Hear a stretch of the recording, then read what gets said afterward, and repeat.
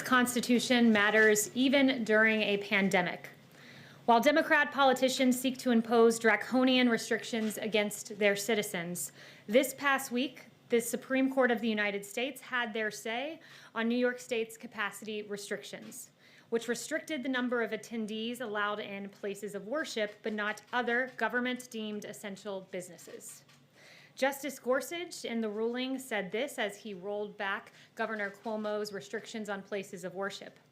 He said, quote, "It is time, past time, to make plain that while the pandemic poses many grave challenges, there is no world in which the Constitution tolerates color-coded executive edicts that reopen liquor stores and bike shops, but shutter churches, synagogues, and mosques."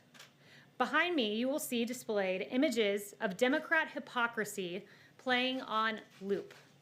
These images depict the following. They show Governor Gavin Newsom of California dining both maskless and indoors at the fancy French Laundry restaurant despite severe lockdown restrictions against indoor dining for the very people he governs. You'll see Chicago Mayor Lori Lightfoot celebrating in the non-socially distant streets of her city. You will see Speaker Nancy Pelosi indoors at a hair salon in San Francisco when salons in California were only open for outdoor services.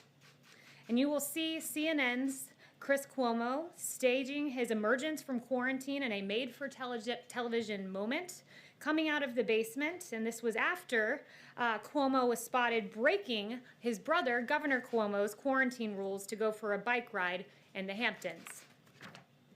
Also notable is San Francisco Mayor London Breed, who followed Governor Newsom's lead in dining at the French Laundry with a group of 8 people. And finally, Los Angeles County Supervisor Sheila Kuehl dining outdoors at her favorite Santa Monica restaurant after voting to ban outdoor dining at 31,000 restaurants throughout LA, calling outdoor dining a most dangerous situation. Quite clearly, these Democrats do not follow their own edicts. They act in a way that their own citizens are barred from acting. Governor Cuomo's decision to impose restrictions on the size of religious gatherings was rebuked by the highest court in the land. But what was Cuomo's response? Instead of showing deference to the Constitution, he attacked the legitimacy of the court. Governor Cuomo said this, "You have a different court, and I think that was the statement that the court was making. We know who he appointed to the court. We know their ideology." Well, in fact, the ideology of those on the Supreme Court who made the decision to support. This statement from Governor Cuomo strikes at the heart of the issue. Democrats seek control. These images behind me make clear Democrats' mindset. Rules for thee, but not for me. The president stands with you, your freedom, your ability to decide how to best protect your health. We all know how to protect ourselves from COVID-19, wash your hands, socially distance, wear a mask. But as one federal court put it, there is no pandemic exception to the Constitution. And with that, I'll take questions. Welcome back, Kristen. Good to have you back. Thank you so much. Good to see you. Thank you. Appreciate it. I want to ask you about comments that the Attorney General made to the Associated Press. He said, quote, "To date, we have not seen fraud on a scale that could have affected a different outcome in the election." Given that, why hasn't President Trump conceded?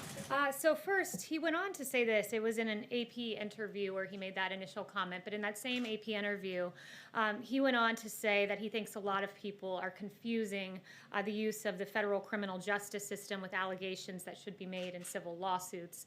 And he discerned the fact that, he said, quote, "There's a growing tendency to use the criminal justice system as sort of a default fix-all, and the campaign's litigation is all civil litigation, which is apart from something that the DOJ would be involved in." Follow up with you on that of more than 40 cases that have been brought by the president's legal team. The majority have been denied or dismissed. The election results have been certified in all of the battleground states. Does the president still think he has a path to win? The president has said that he believes all legal votes should be counted and all illegal votes should not be counted. And in fact, the campaign is pursuing that litigation. I can't get into the details of that litigation here, but they still do have active cases in Nevada and Wisconsin. But how does he overturn the results when they've already been certified in these battleground states, Kayleigh? Again, the president is just looking for every legal vote to be counted, and I will leave it to the campaign to pursue their end. Does he have faith in Attorney General Bill Barr? Does he still have confidence in Bill Barr? The president, if he has any personnel announcements, we'll be the first to know it. Yeah. We'll go for Janet.